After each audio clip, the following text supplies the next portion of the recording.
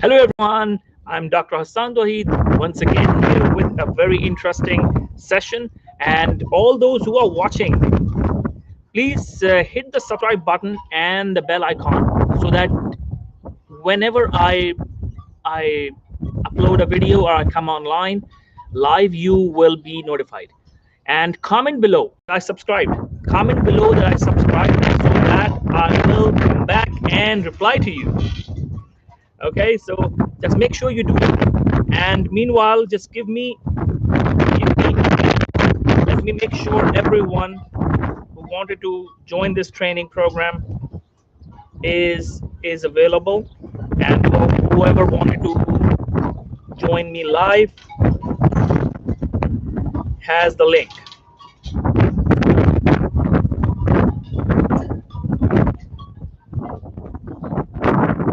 Okay.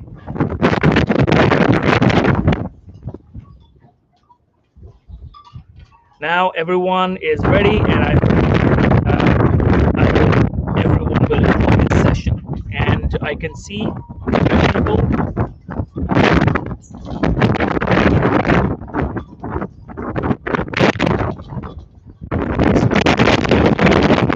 Very windy, and hopefully we will have a successful session. This wind is going to be a blessing.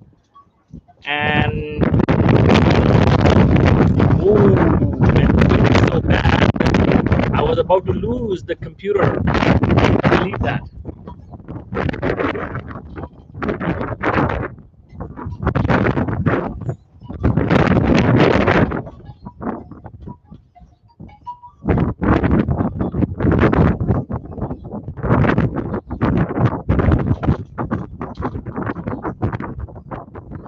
Okay, so we are all set. Everyone is ready, and please start typing, guys. Start typing, because here we will also make sure that we have a good question answer session, and you can ask any question. And anyone who is online, please also make sure you have some lecture, some notebook and a pen ready, so that you can also take notes, because today's session is going to be an outstanding session. I prepared for this session, and I wanted to make sure that what I provide you today, you consider this as one of the most valuable sessions. That's what my goal was. Thank you for typing, thank you for commenting, and keep typing. And how are you guys? Hope you guys are really well. Okay, so today's session is going to be a very useful session, and we will talk about the rules of writing, the ethics. Not technically the rules, not grammatical rules. We're talking about the ethics. What is okay, what is not okay. This is very important. Many people don't know this. And actually, unfortunately, uh, you don't learn this usually in medical school. You don't learn this. See, the wind is so bad. The wind is really bad.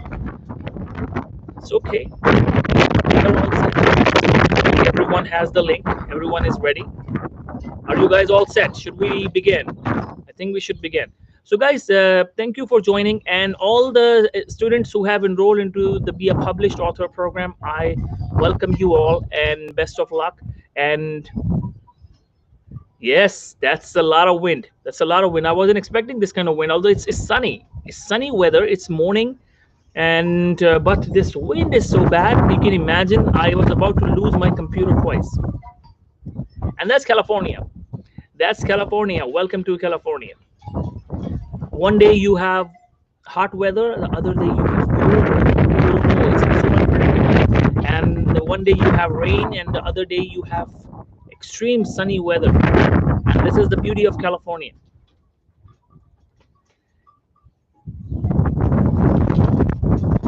One day you have winds, the other day you have fire. In September, October, we are continuously, for past 4 or 5 years, we are getting fire. And wind plays a huge role actually in fire, by the way. Okay, so we are all set. We are all set. Anyone has any question before we start? Anyone has any question? keep your questions ready. So I was asked this question today by one of our very talented students, and the question was very valid and a very important question. The question was, what kind of articles should I select when I'm collecting my data? That was the question this morning I saw, and I felt it is a very important topic, and it must be discussed. It must be discussed. Everyone should know what kind of articles they will be collecting. So it depends. The answer is, guys, it depends what kind of study you are conducting. Let's say you are writing a systematic review of mixed studies, then you will not choose any kind of particular kind of article. Let's say you are writing a systematic review of just clinical trials, then you know what to do. Let's say you are writing a systematic review of observational studies, now you know what to do. Let's say you are writing a systematic review of just cohort studies, now you know what to do, just focus on cohort studies. But if you are focusing on mixed studies, you don't have anything in mind that, okay, I will just focus on clinical trials. You don't have that in mind, you want to keep a mixed approach, then don't focus on everything. Focus on everything. Focus on everything. So that is the answer to that question.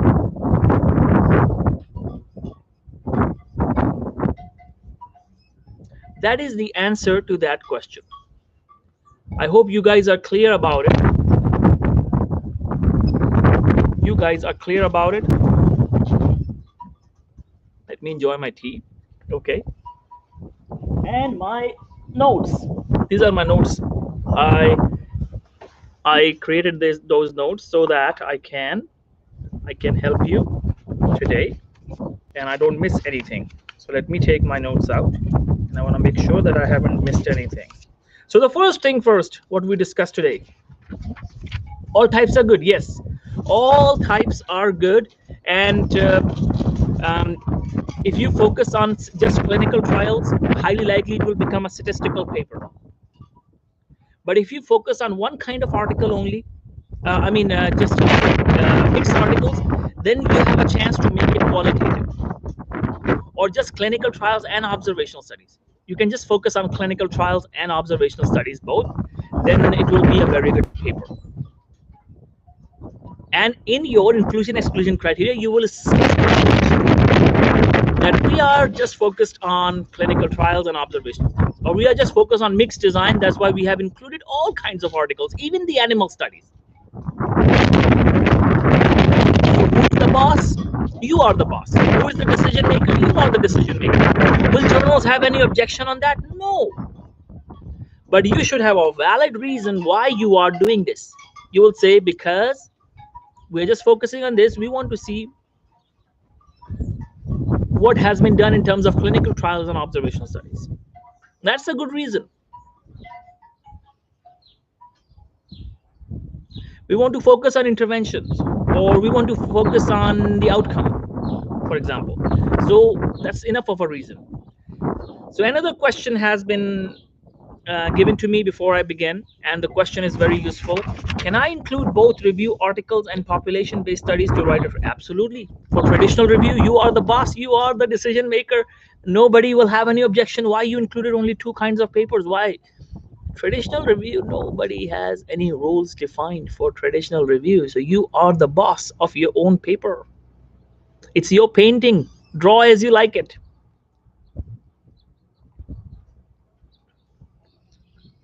As I always say, consider your article and consider your life like a painting.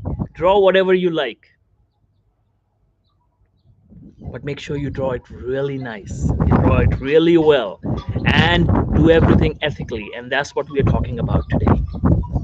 Does the same apply for systematic review? Absolutely. You will mention that in your inclusion exclusion criteria, that this systematic review is a systematic review combined of population-based studies and review articles. And or you can say that our systematic review is focused on traditional review, systematic reviews, and population-based studies. So population-based studies is a very broad term. What is preferred, traditional or systematic? This is a very tricky question, because some kinds of topics, no matter what you do, some kinds of topics, questions, you cannot convert them into a systematic review. And so it's not in your control. Sometimes it depends on your research question, it depends on how much data is available. So sometimes you are just stuck. And now, in terms of traditional review, it's easier to write in comparison to systematic review, because you don't have to check the quality of each article. You don't have to follow Prisma guidelines. So traditional review is easier to finish, easier to write, but difficult to publish because journals give tough time. Systematic review is difficult to write. You follow guidelines, but easier to publish. Because if you do it right, if you really do it right, journals will be highly impressed. And what is preferred, traditional or systematic? Let me tell you, the best papers could be, it depends on the topic. It depends on the topic. Some people have traditional reviews as one of their best papers of their career. Some people have systematic reviews as the best papers of their career. But in terms of the value, the eyes of the employers, the scientists, systematic review worth more because it's difficult to write. Why is traditional review difficult to publish in most journals? In high-tier journals, it's difficult to publish because everyone is writing traditional reviews. So common, everyone is doing it, and journals want to focus on something that is done very scientifically, like systematic review. So they will appreciate it. In fact, I was listening to a scientist, and he said this, that if you are a new scientist and you want to publish in the top quality journal, the best way is to publish the best way to publish in a top tier journal as a new student, as a new scientist, is to write a systematic review, because all journals prefer systematic reviews if it's done right. Systematic review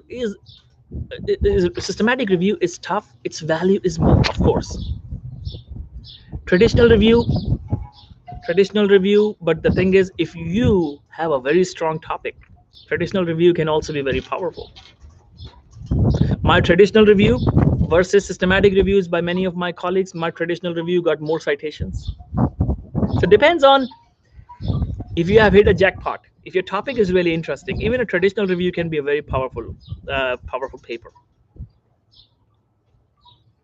Now, ideally, I would love to see everyone publish a systematic review because it impresses the employers more, it impresses the journals more, it impresses the residency directors more.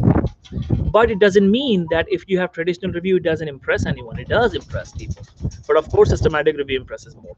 If there were a point scoring system, on a scale of 1 to 10, I would give 10 out of 10 to systematic review and 10 out of 6 or 7 to traditional review. But now, if you haven't written anything before, what should you do?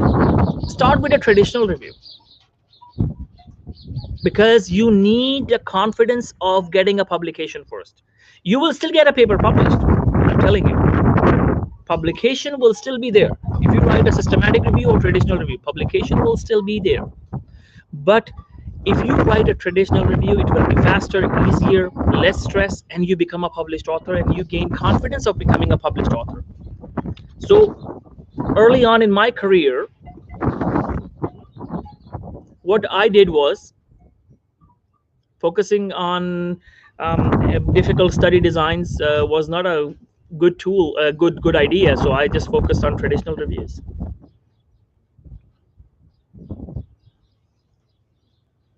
In fact, most of my papers were traditional reviews.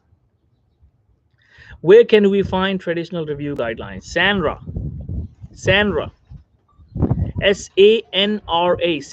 checklist. Google SANRA checklist and make sure your traditional review is written according to that standard. Now, there is no universal standard, but nowadays Sandra is becoming popular,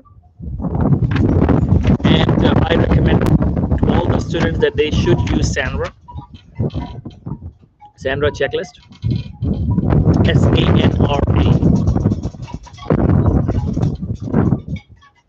Okay, so the same can be used for systematic review.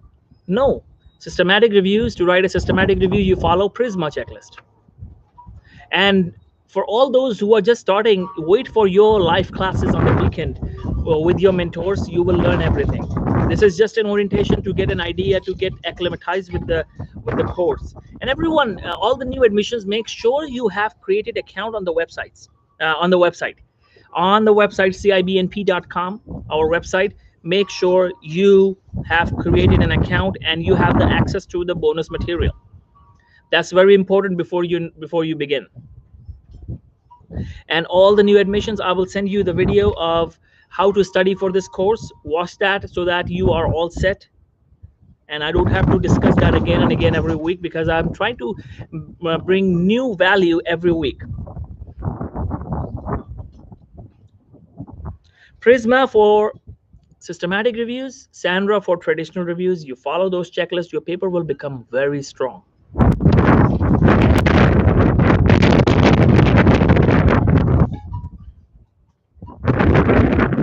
Okay, so what I was saying is that if you have no publication at all before, start with a traditional review so that you learn to write, you learn to collect data, you gain confidence of completing a paper. Once you complete a paper and then you publish it, you become a published author, and look at the confidence level. Then when you work on a systematic review, it will be way easier than if you just try to write a systematic review as your first paper. Although it is possible, you can do it. So many people did it. So many people have done it. Our students never wrote anything before, and they wrote their first paper as systematic review, but they were not applying for residency match this year. They had plenty of time. They had plenty of time because systematic review may take double time than a traditional review. So if I were applying for residency match this year, you know what would I have done? I would have decided 2 topics, one for traditional review, one for systematic review, and my first paper I would have written with the course during the live classes. I would have followed traditional review pattern, and I would have completed my traditional review, and the day I finished my traditional review and submitted for publication, I would have started working on a systematic review, so that if I'm lucky, I get a systematic review also published before match. If I don't get it published, I will at least have it completed, and I will be discussing that in the interviews. with the residency directors. I'll be showing them, this is my systematic review. And if it's a live interview, I would have taken a printout. But now I think this year the interviews will again be on Zoom. And if the interviews are again on Zoom, just keep a printout and keep a PDF copy, and you just send them. My draft that is not published, but look at this. So they will say, wow, he has a published paper, he's a published author, and he almost done with his systematic review. We want this guy. We want this person. That's what you want. That's what you want for your life. That's what you want for your career. I'm going through your videos on the website. Your way of teaching makes understand comprehensive and easy. Thank you. That's I would say the reason that students enjoy my teaching style is because I love teaching. That's it. I love teaching. Is my passion. I had ADHD. I still have ADHD. So when I was a kid, during the class, I was sitting idle, and I used to miss a lot of stuff. And at the end, I remember when I was 8-year-old, the mathematics teacher, she used to teach everything, and she used to leave. Everyone else in the class understood. I did not understand. I used to cry. That I can't understand mathematics. I'll fail. Because of ADHD, I could not focus. So the same thing started to happen in other classes as well, other subjects. So while I somehow managed to study and pass, and when I grew up, I started to think, I started to study things on my own, I started to learn, and I decided, even at that time, that if I were to teach somebody, I will teach that person from very basic, as if this person has ADHD. So, to be a good teacher, if you want to be a good teacher, I'll conduct a session on it. I'm preparing a video for my YouTube channel for teaching how to be an effective teacher. Very soon you will see that. So, if you think, or just imagine, the people you are teaching have ADHD, attention deficit hyperactivity disorder, and they are 3-year-old. And they are 3-year-old. So how would you teach a 3-year-old who has no idea about the subject, who has no idea about anything? This is the power of an effective teacher. He teaches everything from the basic. Don't assume that the people who are listening to you know everything, because right now, all of you who are listening to me, some people know something, some people know a little bit, some people are here, some people are here, some people are here, some people are zero. So if a teacher starts from here, he's alienating everyone else, and people will not understand, and they say, oh, this I could not understand, and this teacher is not an effective teacher. But a teacher, I'll give you an example. Dr. Najib's lectures. Has anyone seen Dr. Najib's lectures? Those are called the teachers, the real teachers who are passionate, who know how teaching is, who know what teaching is all about. He will always start from the basics. ABC of medicine. He will start from the absolute basic, as if you are a 3-year-old. That's called teaching. Otherwise, if you just start from the middle, if you start from a higher level, and you just start to deliver lecture, you're a demonstrator. You are a lecturer. You're just a lecturer. You're a demonstrator. You're not a teacher. Teacher is somebody who inspires, who transfers knowledge, and people remember it.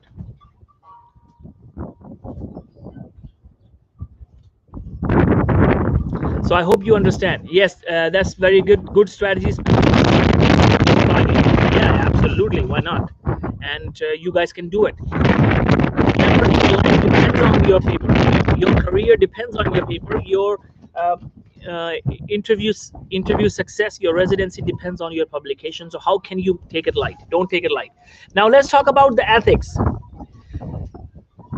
Research writing ethics. There are some rules, some ethics, some standards I want all of you to follow. What are those standards? Number one, plagiarism. Avoid plagiarism. Now, one of our students, he wrote a paper, a very good paper, and everyone in the class was impressed. And I saw the paper. When I saw the paper, I smiled. That's because of the experience. I can tell you if the paper is plagiarized. So I said, can you please tell me how much of your paper is plagiarized? He said, what do you mean? I said, where did you get the information from? He said, previous papers. I know. I said, I know. You got information from previous papers.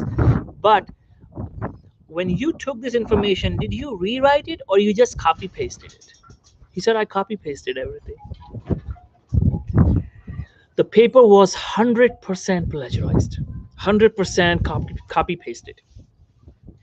So everybody in the class started laughing, and he didn't know that this is not the rule. And then he rewrote his paper, and he wrote a sensational paper.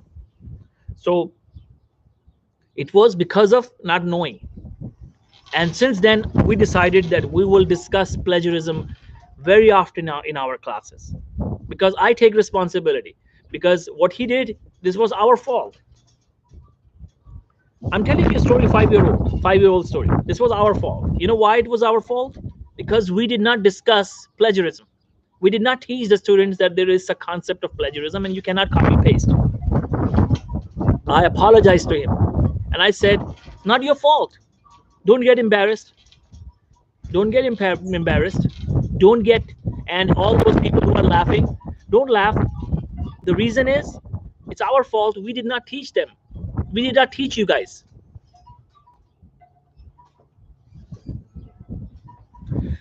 We did not teach you guys about plagiarism. We assumed that you knew plagiarism.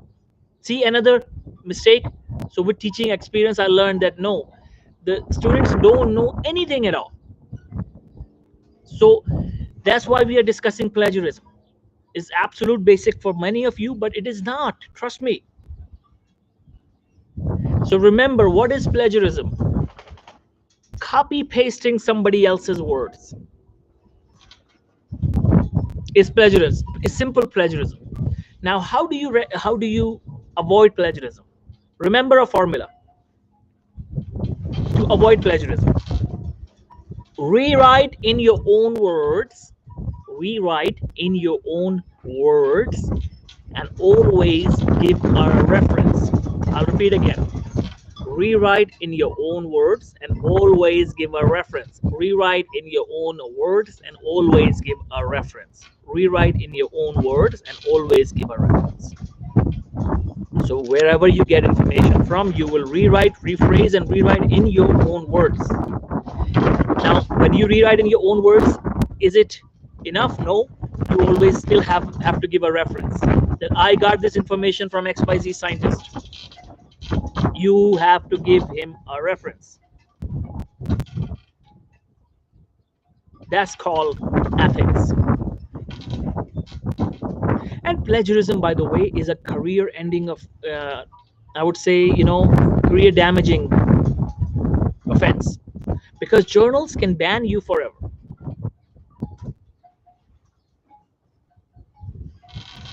Careers can ban you forever.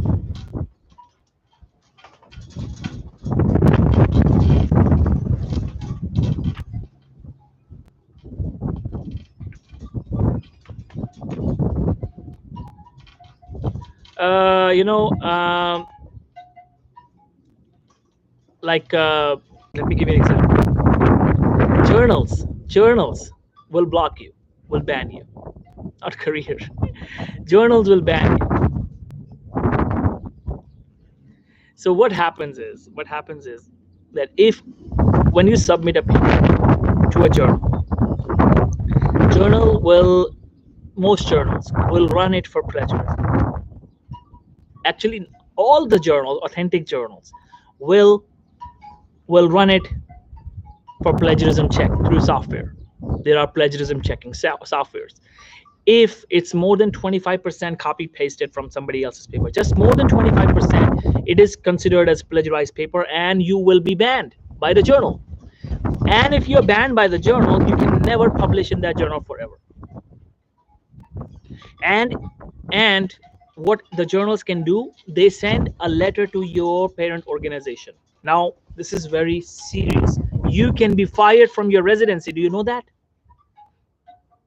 If you plagiarize and you are a resident, you are writing a paper, you plagiarize, now they will block you, but they will also send a letter, email to the program director of that program, of residency program or your university. When it comes to university, they send the letter to the university administration, HR, and the dean. They send a letter that your university personnel has copy pasted, and this was the plagiarism, and they did that. University takes appropriate action, and it can be suspension or losing a job. So it can be a career ending offense in this way.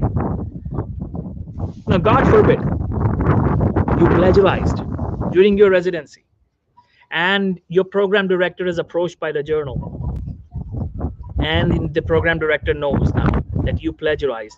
They will have to take an action. They can suspend you, or they can kick you out of their residency program. Now, God forbid, if you are kicked out of a residency program Do you think any residency program will ever have you? So that's why I'm saying don't take plagiarism lightly. Don't take plagiarism lightly. It's career ending offense if you do it. And plagiarism is among those crimes which intentions don't matter. Intentions don't matter at all. You could say that I did not intend to plagiarize. Oh, I did not know. Let's say you are driving 100 miles an hour and you are arrested, because in the US, if you cross 100 miles, 90 miles, I think, you will be arrested. So you cannot say, I did not know the rule. I did not know the law. Not knowing is not an excuse of committing a crime.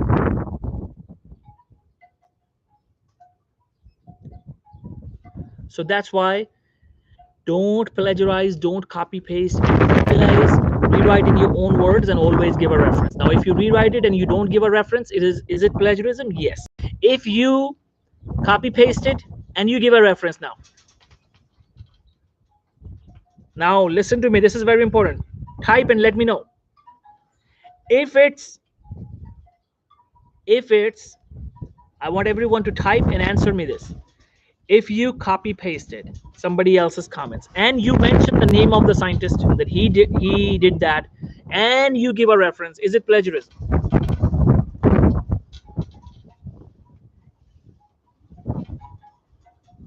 Hurry up, type.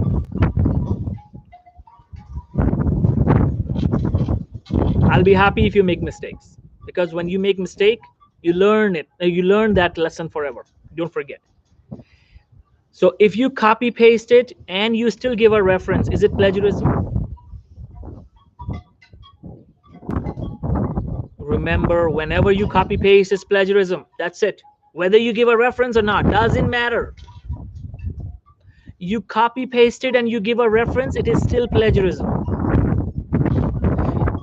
The formula was, what was the formula I gave you? Rewrite in your own words and always give a reference.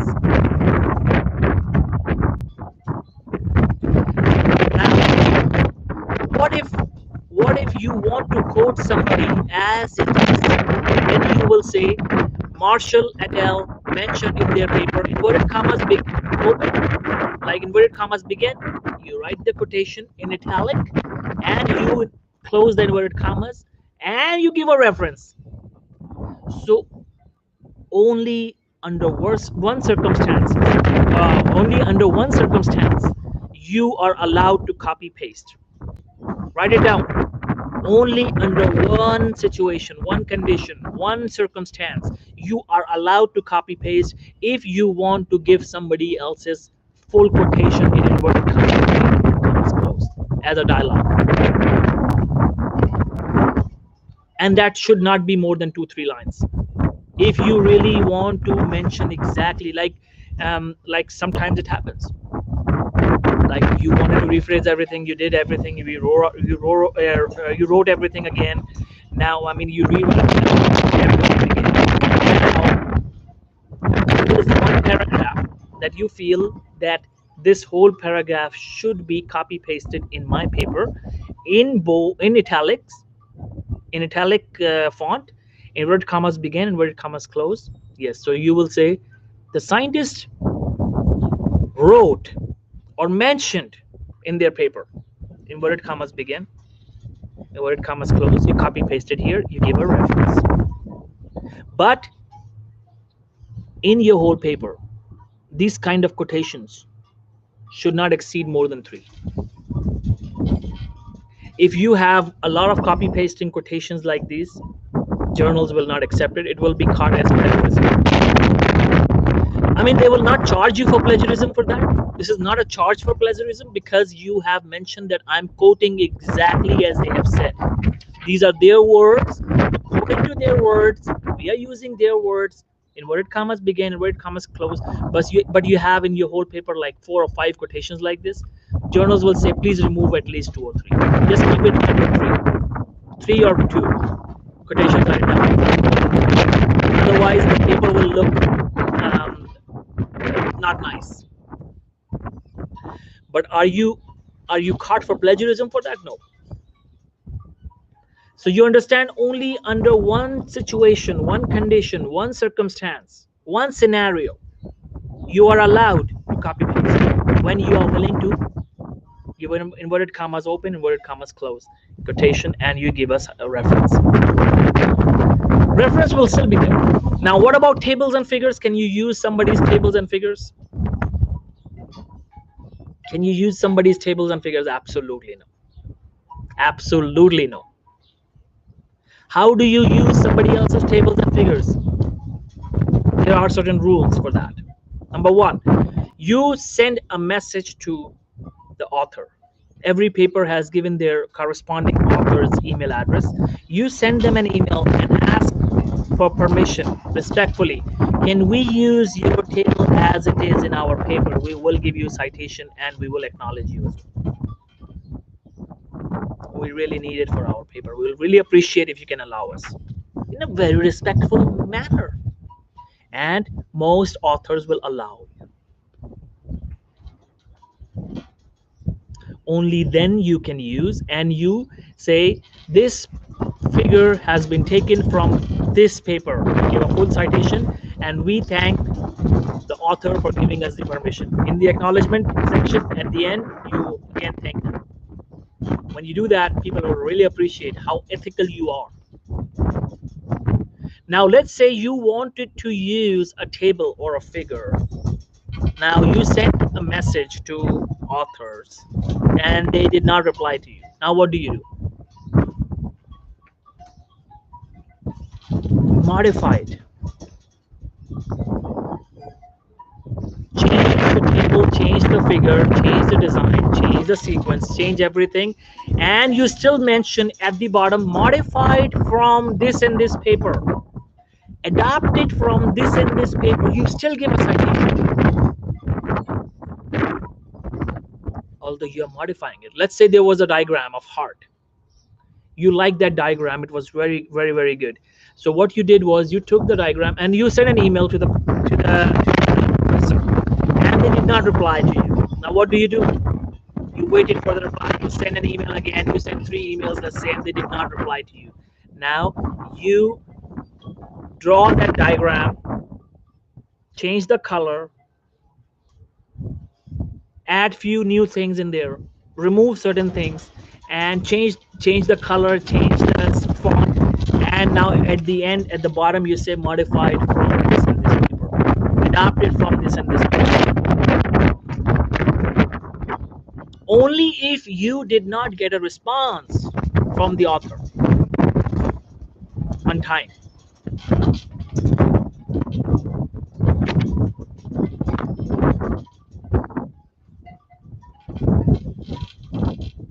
Now, in my book chapter, one of my book chapters on the recent book, The International Medical Graduates, my book. I don't know if you guys know about my book. So, by Springer. So in that book, I wanted to use a picture. I wanted to use a diagram of study design pyramid, and that was freely available on Google. So I modified it, and there was no way I could contact who made this diagram. I modified it, changed the color, changed the sequence, and used it. I think that was the diagram. I think that was the diagram. Or that was, I just don't exactly remember. One of those 2 diagrams, I just don't exactly remember what it was. But that's how we modified it, and we still gave them a reference. We still acknowledged them. We mentioned that this is from this. And then the publisher also modified it. Now, what is the ideal approach? Don't use anyone's tables and figures. Be creative. Create your own. Why can't you create your own figures and tables so that other people in the future contact you? Can we use your tables and figures? Why can you do this? Why can you start and take an initiative and draw your own tables and figures? So use tables and figures of somebody else's papers only if it's absolutely necessary. Sometimes, yes, you cannot avoid. I know. I understand. That's what I'm saying. Seek permission. If they reply, wonderful. If they don't, what do? You modify it and you acknowledge it. still acknowledge it. And even if you don't mention that in the acknowledgement section, under the diagram, if you mention that we have taken it from that, you're fine. Modified from XYZ. As long as the real person's name and reference is mentioned, you are safe.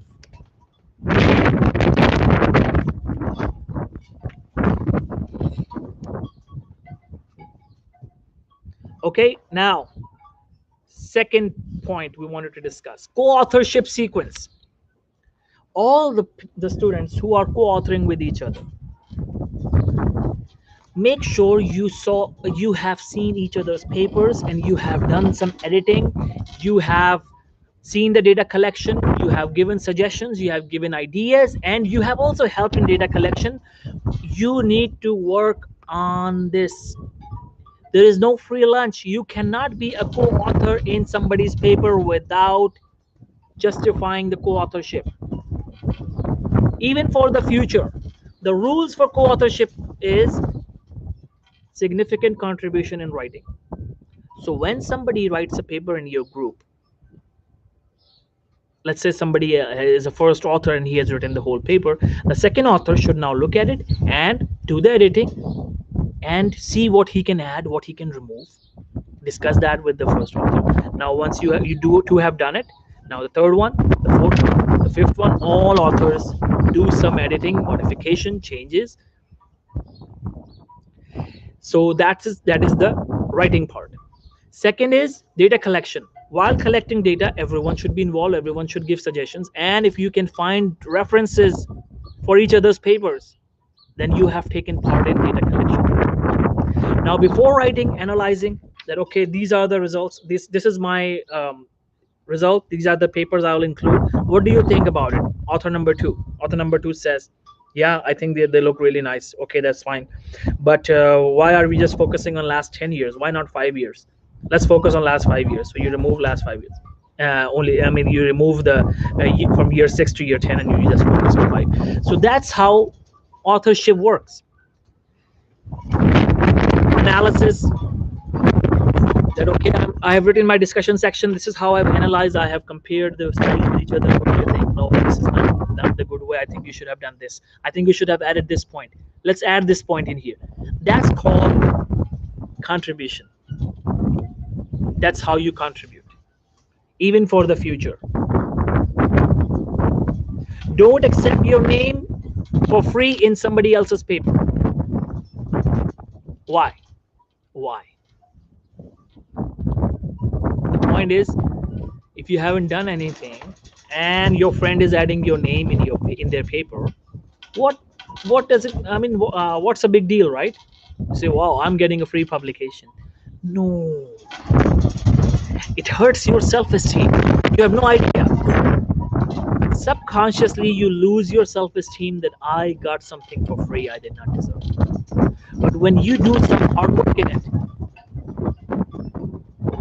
when you get your name by deserving, you feel good about yourself, your confidence level goes up, your self-esteem level goes up. So you will damage your self-esteem and nothing else. You will damage your confidence and nothing else. Many people say how I became a speaker, how I am so confident, how I can go and talk to thousands of people. I was not like this, but because I kept working hard, and I never got anything for free, my confidence level went up. And people who I knew were getting things for free, they cannot do that because they don't have that confidence. You lose confidence forever, you lose self-esteem forever, you lose respect for your own self. You don't realize it, but it does happen. And always do the right thing. Whenever you are in a dilemma, whenever you are in a situation where you don't know what to do, ask yourself, is it the right thing to do? Will Nelson Mandela do it? Will Mr. Nelson Mandela do it? Simple formula. Ask yourself, is it the right thing to do? Will Nelson Mandela do it? Will any prophet on the earth, all the great prophets who have been here, will they do it? What I am doing right now, will they do it? If the answer is no, your heart says no, don't do it.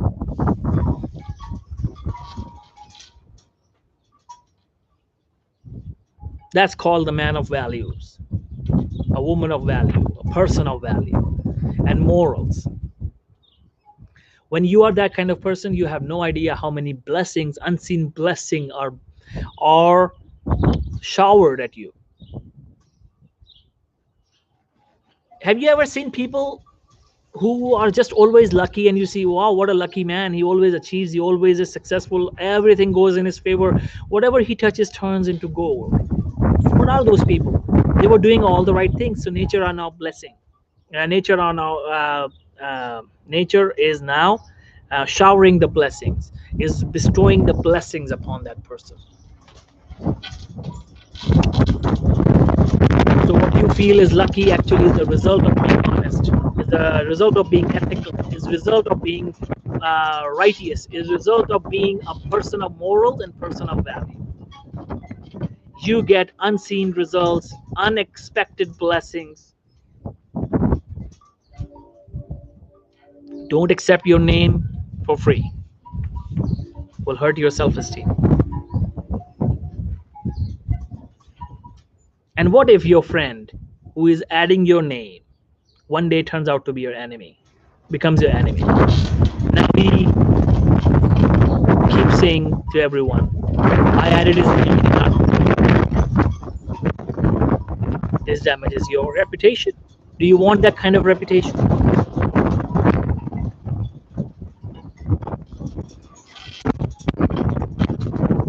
You will have a proof as well. Why are you giving your power to somebody else? Don't give your power to somebody else. How do we give power to somebody else? By doing wrong things and telling that wrong thing to somebody. Sharing your secret of something wrong you did with somebody, you have given your power away. So the best way to keep your power with yourself, don't do anything wrong. You will always be so powerful. Don't do anything wrong. Always do the right thing. Always ask if it is the right thing to do. You will always be powerful. Nobody can blackmail you. Nobody can scare you. You feel so peaceful. The mental peace is visible from your eyes. It's visible from your face. It's visible from the radiations your body is releasing. That mental peace is the most precious thing in this world. You know, I live in mental peace and spiritual peace because I try to do the right thing all the time. I did not claim I am always doing the right thing. I said I try my best to do the right thing all the time because we are human beings. We may do something wrong, right? But then we repent and we go back. No, right thing. What is the right thing? And you feel confident. You feel good about yourself. All this body language changes. So you got it right. Now, point number 3, honest and correct information. In your research article, don't lie. That one of the articles said this and this and this, and you gave a citation, which was false information. The scientist never said that. The paper never claimed that, and you claimed something that this medication treats this disease according to XYZ paper. Now you have lied. What if somebody takes this medication and dies? Do you have any idea? By any false information in the paper, you can kill somebody. And the case can be opened against you. You could be taken to the court. In this country, if you are accused and you are taken to the court, of course, if you lose, and if you have lied, you will lose. Your career, forget about your career. It's ruined.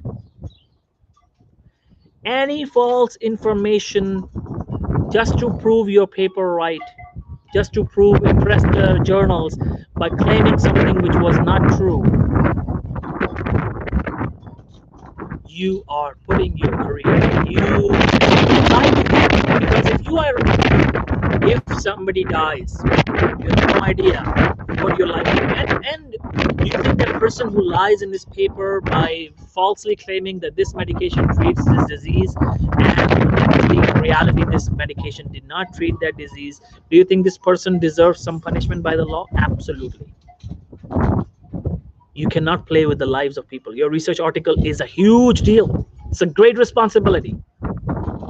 So is it 100% true? Is it 100% honest? Is it 100% correct? Just ask this question to yourself.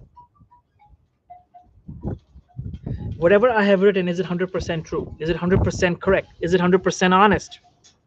Human errors are okay, that you mentioned something that was actually correct, but some other scientist said it and you gave a wrong reference by mistake and you replaced the reference. That's okay, human error. But claiming something that did not exist, this is also called scientific fraud. People have lost their licenses because of being involved in scientific fraud. Career-ending offense. Career-ending offense. Life-destroying offense. Lying on a research paper about pathophysiology, about medication, any treatment, any side effect. Don't do that. Don't do that. That's why you're taking information from other people's papers and you're writing in your own words and not lying, not exaggerating. No exaggeration. Let's say one medication has side effects of runny nose and sore throat. Let's say, just for the sake of discussion, but the fever was not there. But you said, who cares? I can add fever, a little bit exaggeration, it will look nice. And you wrote fever as a side effect. Is it scientific fraud? Absolutely. Because you never know, anyone who needed that medication now could not take this medication, who could have been treated, or vice versa. So I hope you understand my point. Scientific fraud, exaggerations, lying. So just the formula is always do the right thing. Whenever you do anything, always do the right thing. Ask yourself, is it the right thing to do? If the answer is yes, do it. If the answer is I don't know, don't do it. If the answer is no. In your medical career, in your career, anywhere, in personal life, in relationships, if the question is it the right thing to do? And the answer is no, don't do it. If the answer is I don't know, don't do it. Now, there have been circumstances you will be in a situation, is it the right thing to do? You are confused and the answer is I don't know. Then now involve your seniors, trustworthy people, and you say, I'm in this situation. Do you think it is the right thing to do? If they say yes, we all think it is the right thing to do. Okay, then do it. Yes, we have been in this kind of situation. I have been in this kind of situation where I had to talk with my seniors. I had to talk with my trustworthy people in my life, with my wife. Is it the right thing? I'm confused. Like, for example, taking an action against a wrong student at CIBNP. Is it the right thing to do to expel this student? Yes. Is it the right thing to do to forgive right now?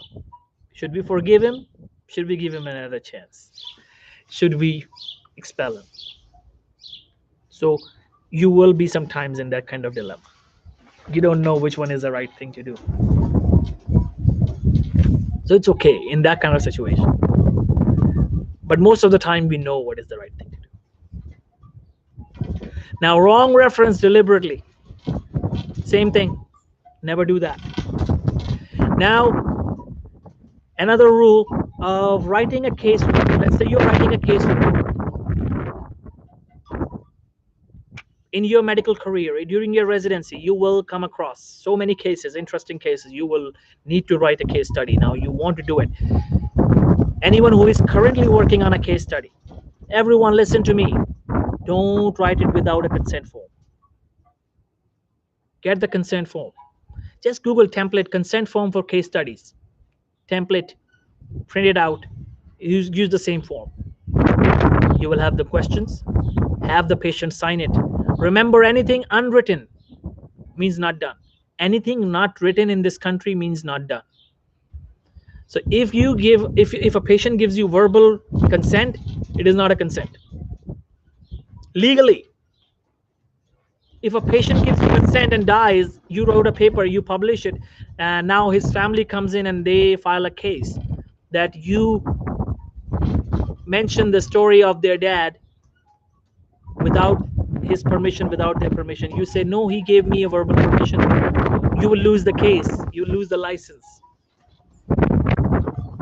and you don't know how many serious consequences, because you did not have paper proof. Because in this country, in the US, the rule is something not written means not done. And it doesn't matter which country you are living in right now, you're writing a case report, follow this rule to avoid any kind of misunderstanding and to secure yourself. And now what do you do of that consent form? Put it in the folder, and also you can save it on your Google Drive forever. You never know when you will need it. Journals may ask it. Sometimes some kind of legal issue, patient's family comes in, maybe patient comes in, I never gave permission, and you say, you signed it. Oh, okay. Oh, yeah, you are right. This can happen. Never ever accept verbal consent. Always have a written consent, have the patient sign it and you sign it. Save it in the folder, patient file, patient folder, and keep a record on a Google Drive or something, Dropbox, iCloud storage. Don't lose the consent form.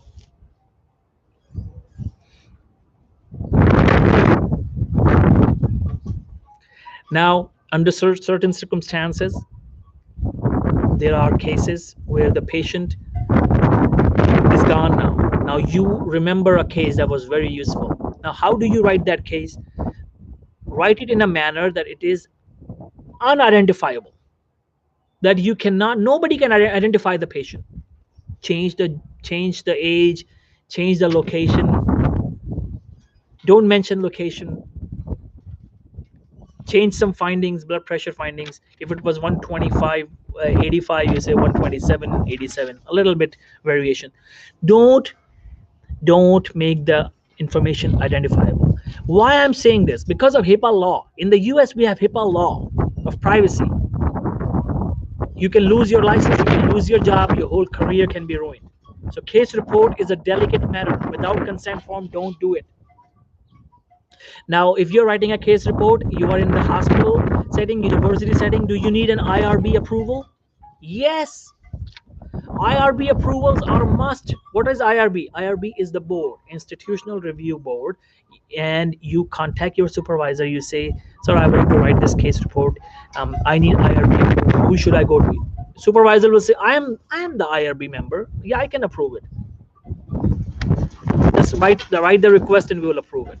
Whatever he says, do it. Usually supervisors are the IRB members, or they will say, okay, go to Dr. SYZ, he is the IRB chief, he is the IRB president, he is the IRB board member, he will guide you what to do. So case report, two things are must: IRB approval and consent form. IRB approval and consent form, two things, write it down. Now if it's a clinical trial, again, IRB approval and consent form. Every time a patient, a human life is involved, IRB approval. Anytime a human life or animal life is involved, IRB approval, consent form. IRB approval, consent form. IRB approval, consent form. IRB approval, consent form. Both things. If you are in a hospital, you are now conducting a clinical trial, you are a chief resident and your team, everyone now wants to conduct a clinical trial. Two things you need: IRB approval, consent form. Now, if it's just an observational study, do you still need IRB approval? Absolutely. Consent form? Absolutely. You cannot involve anyone in research without their consent. Even if you're not giving an intervention.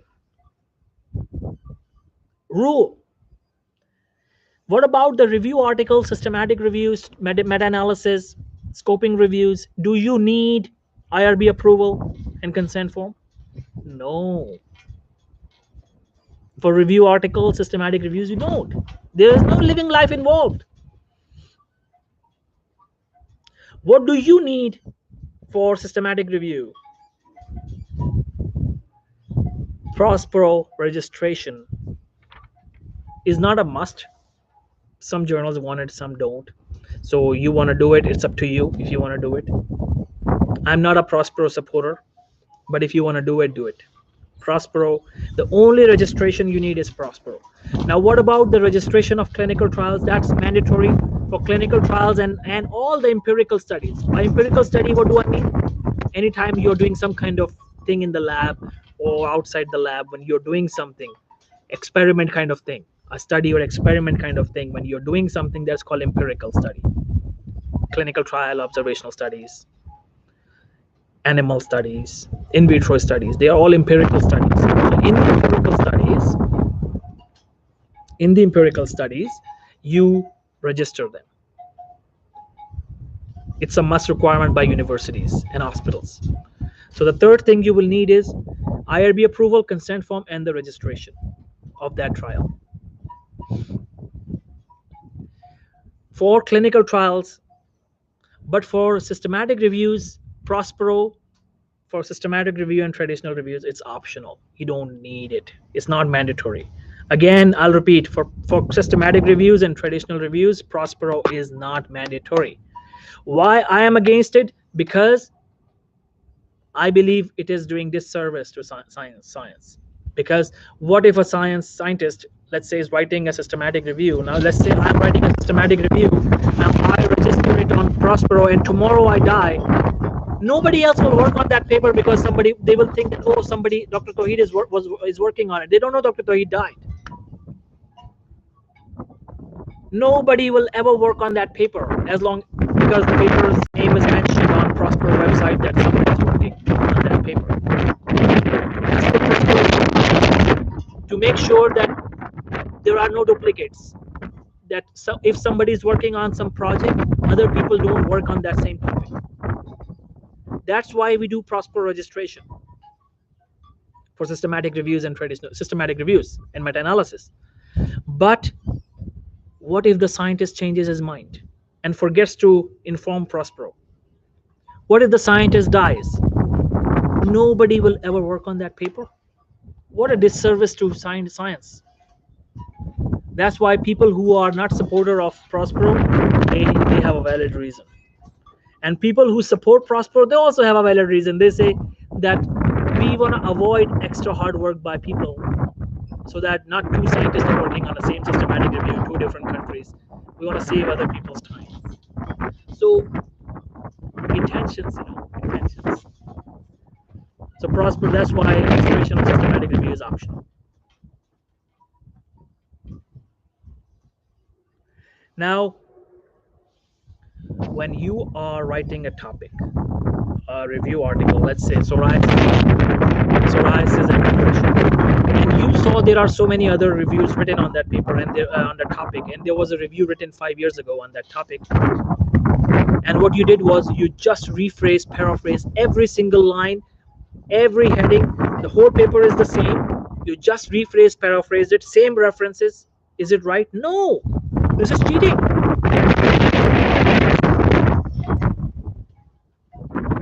This is cheating.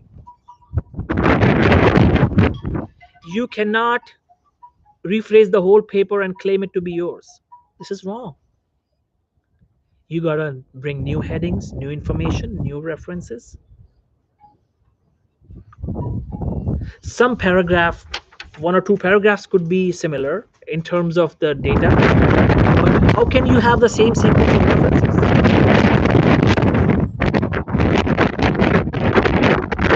Okay, it can be coincidence, but the whole paper references are the same sequence. Each heading is talking about the exact same thing, although you change the heading title. How is it possible? The whole paper, each paragraph is talking about the exact same thing. That is you have copied the whole paper in your own words just to avoid plagiarism. Don't do that. Collect more information, add more references, remove some references that they use. That's why you have a 5-year deadline of collecting paper, so that you don't copy somebody else's whole paper. You write, you don't copy anything. You write the whole paper with everything new headings, new ideas. Don't just rephrase the whole paper and claim it to be yours. That's cheating. And will that be scientific fraud? Why not? Can you be in trouble? Why not? So don't do that.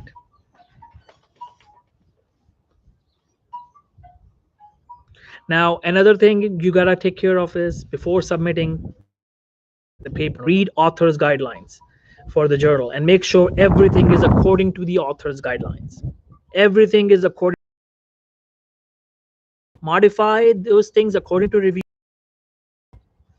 The reviewers, thank the reviewers. Be very respectful to the reviewers. You don't know, this reviewer could be your residency director. This reviewer who reviewed, mostly these are the residency directors, right? So he could be a residency director. If you misbehave with the reviewer, no, I disagree with you, my paper is really nice and you are unnecessarily arguing with me on this paper. Don't. Be respectful. Thank them. We thank the reviewers for reviewing our paper. We appreciate your review. We will modify and make the necessary changes. Thank you for respecting. That's how you talk to the reviewers. That's how you talk to the journal as well. If journal has any objection, that's how you talk to the journal. You talk in a respectful manner. Don't misbehave with the journal.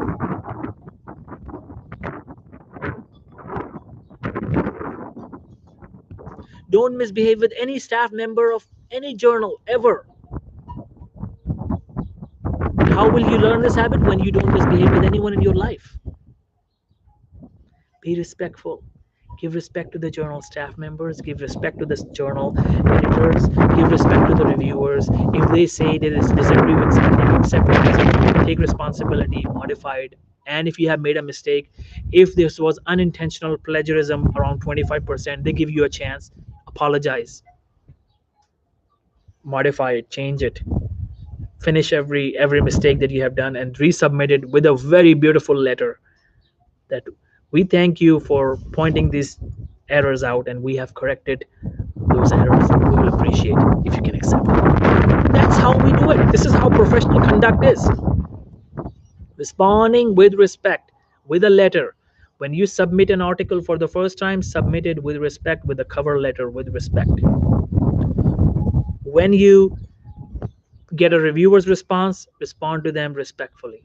Follow what they have told you to do respectfully. Make the necessary changes.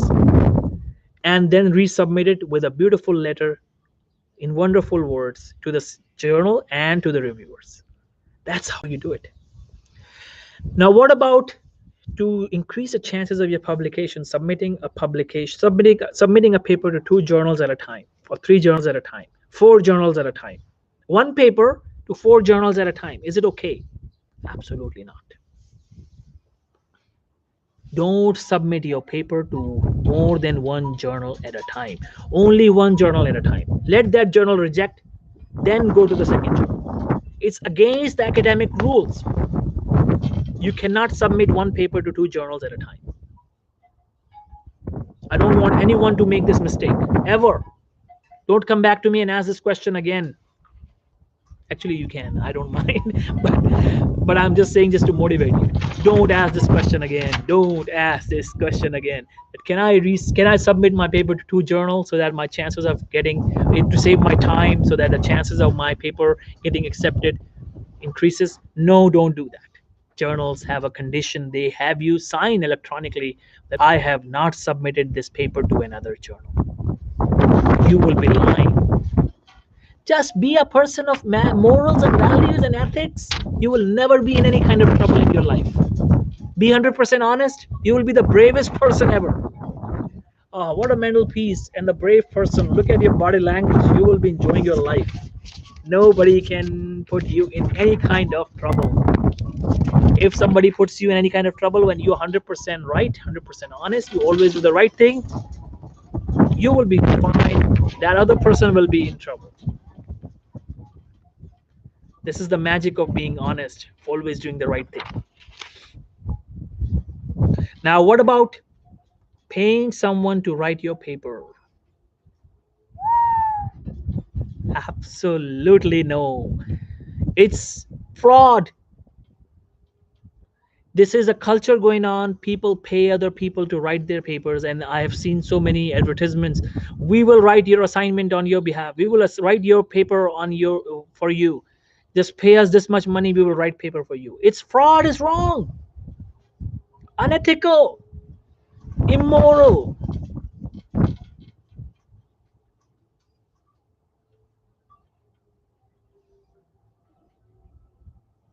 Fraud.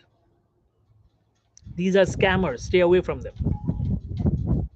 They will take a lot of money from you, and they may plagiarize and put you in trouble for plagiarism. There are no shortcuts in life, guys. Don't pay anyone to write your paper, ever.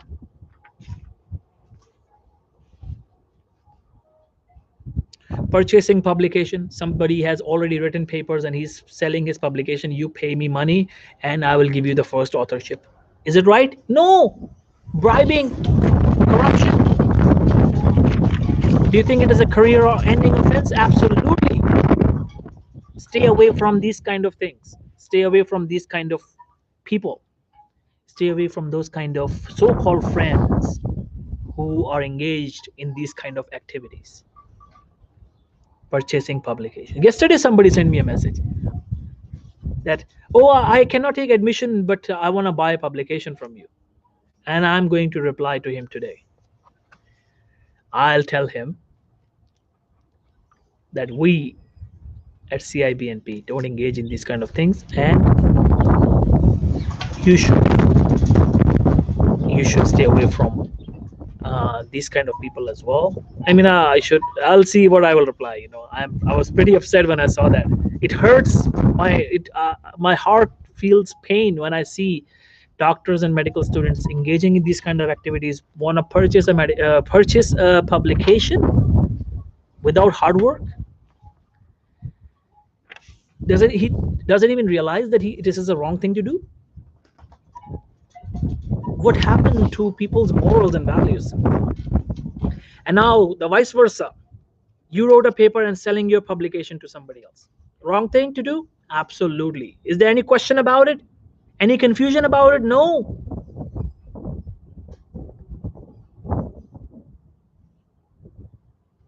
Gifting your publication to somebody else, your sister, your brother? No. You are damaging other people's self-esteem and life. Teaching them shortcuts in life. Don't ever do that. You will hurt your siblings and relatives, your spouse, if you write papers on their behalf, more than you are helping them. In the long run, they will lose their self-esteem, self-respect, and they will blame you one day. You never let me do anything on my own. You did everything for me. Never ever do that. Don't sell your publication. Don't gift your publication to somebody else. Don't sell your paper. Don't sell your. Don't gift your paper. Now, asking juniors to work and becoming first author.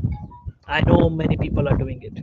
Many scientists, they ask the junior doctors, new doctors, to do the work for them, and they themselves become first author. What an unethical. I mean, this is so sad. If a student is doing most of the work, he should be the first author.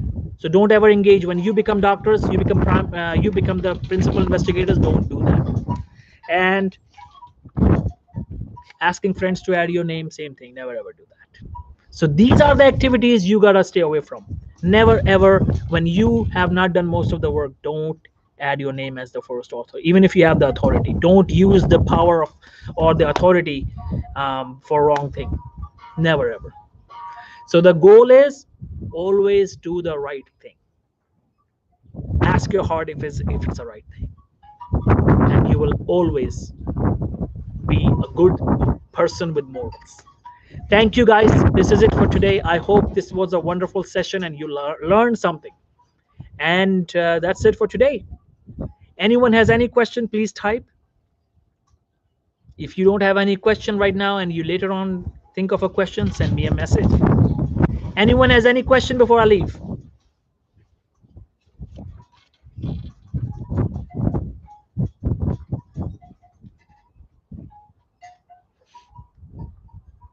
Anyone has any question? Thank you. Nobody has any question. I hope you guys will remember the lesson today. It was a very important topic. So make sure you watch it again. Fast forward on YouTube. I'm not deleting it. So fast forward, watch it again, take notes. And if you still feel that there is something you are still confused about, get back to me. If you are confused about is it the right thing or wrong thing you're confused about, it can be a situation, contact me right away.